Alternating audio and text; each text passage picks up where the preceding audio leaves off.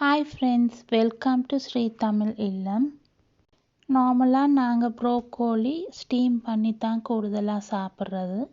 இன்றைக்கு நான் உங்களுக்கு ஸ்டீம் பண்ணாமல் வேறு விதமாக செய்கிறது எப்படின்னு காட்டித்தர போகிறேன்.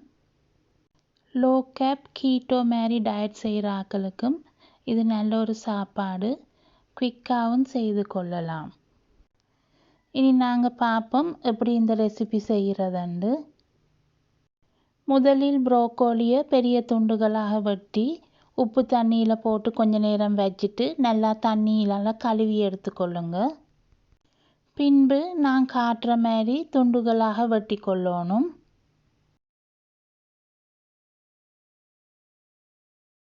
ஒரு நான்ஸ்டிக் பேன் ஒன்றுக்கு 50 மில்லிலிட்டர் தண்ணி போட்டு 1/2 டீஸ்பூன் உப்பு, மிளகுத்தூள் கொஞ்சம், 1/4 டீஸ்பூன் அளவில் அன்ரோஸ்டட் கறி பவுடர், 1/2 டேபிள் ஸ்பூன் தேங்காய் பால்.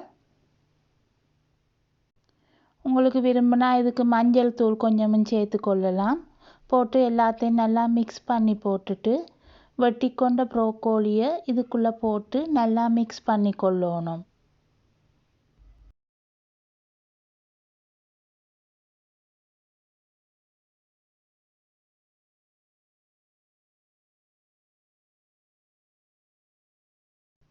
நீங்கள் பார்த்தீங்கன்னா கணக்க தண்ணியில் ஒரு சொட்டு தண்ணி தான் இருக்குது. இதில் தான் நாங்கள் இப்போ இதை அவிச்சு கொள்ளணும். மூடியால் மூடி மீடியம் ஹீட்டில் இதை அவிய விடணும். 2-3 தரம் மூடியை திறந்து இப்படி கிளறி விடணும்.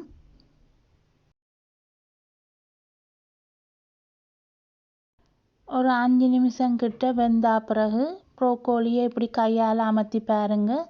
உங்களுக்கு சாப்பிட விரும்புகிற அளவுக்கு வெந்திருக்காண்டு. உங்களோட அளவுக்கு வெந்துட்டுதுன்னா மூடியால் மூடாமல் உள்ளுக்குள்ளே இருக்கிற ஈரத்தன்மை போக மட்டும் கொஞ்சம் வேக விடணும். இந்த நேரத்துக்கு உங்களுக்கு உப்பு அப்படி காணாட்டி சேர்த்து கொள்ளலாம்.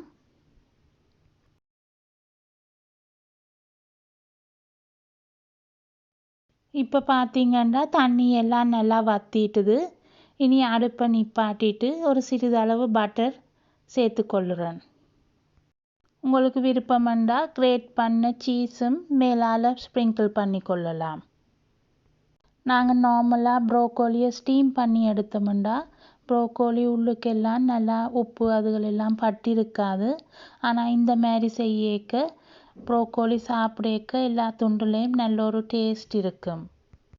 கன நேரமாக இதை அடுப்பில் வைக்காதபடியாக அதில் இருக்கிற விட்டமின்களும் அப்படியே இருக்கும். இந்த மாதிரி ப்ரோக்கோலியை செய்துட்டு உங்களுக்கு இரவு சாப்பாட்டுக்கு மீன், முட்டை, இறைச்சி அப்படி ஏதாவதோடு சர்வ் பண்ணலாம்.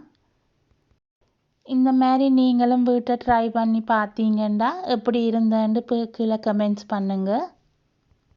நல்லா இருந்ததுன்னா உங்களோட ஃப்ரெண்ட்ஸோடையும் இந்த ரெசிபியை ஷேர் பண்ணுங்கள். மீண்டும் இன்னொரு ரெசிபியுடன் உங்களை சந்திக்கின்றேன்.